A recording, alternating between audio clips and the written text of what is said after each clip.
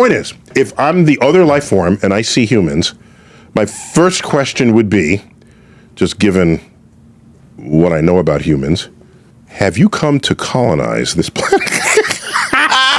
Because if that's your goal, that's not happening, okay? We will not let that happen, okay? Because we've seen what happens when you colonize stuff before. Yeah. Okay? Yeah. So that's the first point.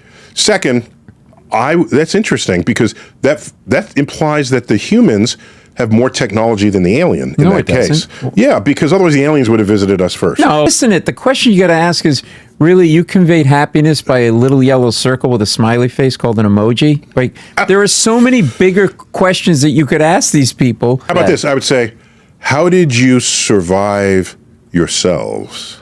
Enough to then come visit another planet? But I would say, I want to compare science notes, because science transcends time and space in ways culture does not. We're in a rotating galaxy. The Milky Way is rotating.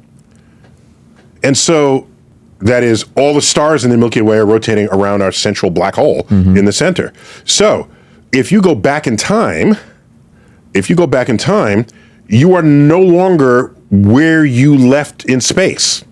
And you'll be dropped in the middle of nowhere. So you always have to land in a space-time coordinate in the future. We sort of do that, but without the relativity part. If you're going to visit Mars, you don't aim for where Mars is. You aim for where Mars will be when you get there.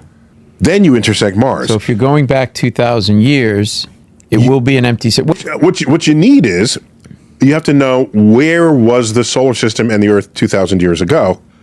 And not only move back in time, but move back to that location in space. But you cannot say that the Monongahela would not be the Monongahela 2,000 years ago. Why wouldn't it be? Why would not it be exactly what it is today? The Monongahela sounds like a native tribe. It is. That's who would be there. Please explain buoyancy. Buoyancy. I love it. All right, so it's all about density. In the end of the day, it's about density. And gravity, no? And gravity, yes. If you are less dense than the medium you're immersed in, you will float to the top. It's that simple. It's not more complicated than that. Define density. Density, it's how much matter you can cram into a certain volume. So the big advance, the fact that you could float metal. If you make a boat out of metal, then it's almost impervious to war. So if you have a hull that's made of metal, any bits of that metal would just sink to the bottom. However, if it's in the hull shape, it's pressing down on the water is rising up, and you've created an environment that on average is less dense than water, and so therefore it floats. Because of the V-shape? Because most of the volume is air.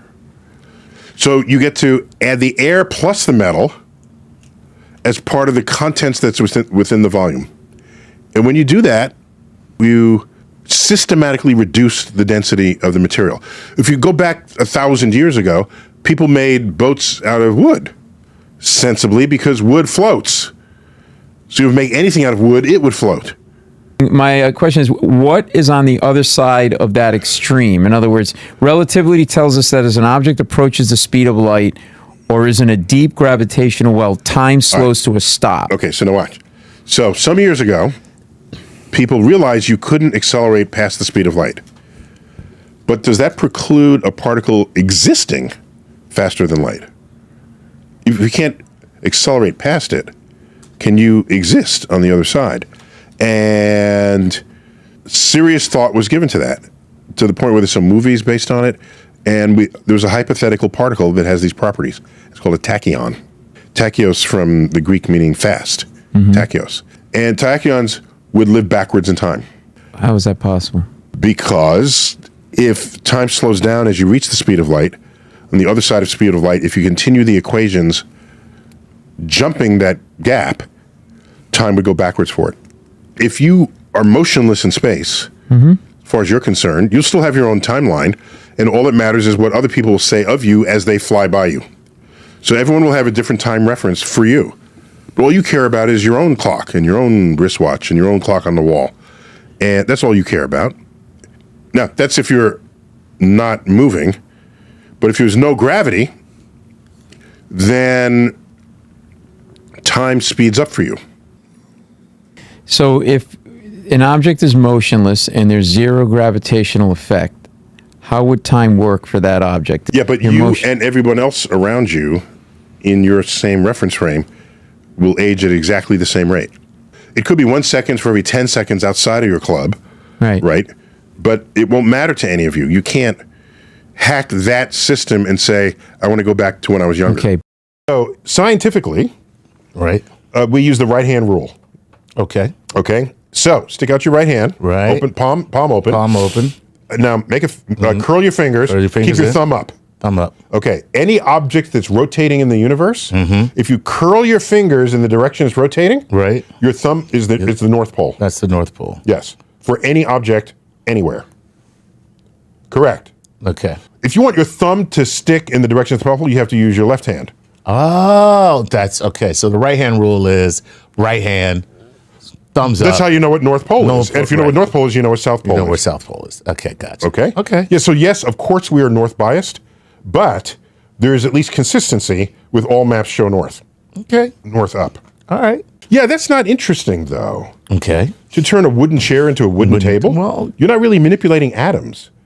You're just reassembling the macroscopic the wood. Right. That's all you're doing is You taking just- the wood and moving it around. You're moving the wood around. Right, that's it. If you want to change molecules, do something fun. Right. What you want to do is take your molecules and rearrange them and make an alien Right. that's still alive, but it's Right. not you. It's some other thing. Right. Do something interesting. If you're going to have power over molecules and atoms, now what chemists do is, because we don't have tools to pluck atoms and reattach them, we put them in vats of other chemicals that make that a happen. reaction. Make a reaction. Right. And these are called catalysts. Right. Okay. I want this molecule and I got that molecule, put in a catalyst that makes that. Boom. Okay. And does that natively and naturally. So that's how we're doing that today. Okay. So yeah, do something better than a chair to a table. We see a lot of matter goes into energy in the universe, but do we see the other way around? Energy becoming matter. Yeah. So in the sun, in the center of the sun, Right. there's thermonuclear fusion. Hydrogen nuclei merge. Right. Okay. So here's what happens. Ready? A hydrogen only has one particle in its nucleus. Right. A proton. So there's just protons there. So one proton meets another proton. Hey, how you doing? Okay. What's up? Hey, there you go. How you doing? Right. Okay. How you now, doing? protons have like charge. Right. So like charges do what? They don't like each other. They repel. That's right. So in order for them to get close together, they have to be moving so fast that their speed overcomes their repulsion. And they're so close to each other Right. that a whole new force that's strong has to kick in. You know what we call that? An arranged wedding. It's we call it the strong A force. strong force. Yeah, Right. it's sensibly titled, the strong force. In that moment, one of those protons becomes a neutron. Oh, It transmutes. So you have a proton and a neutron. I don't need that woke atom in my life.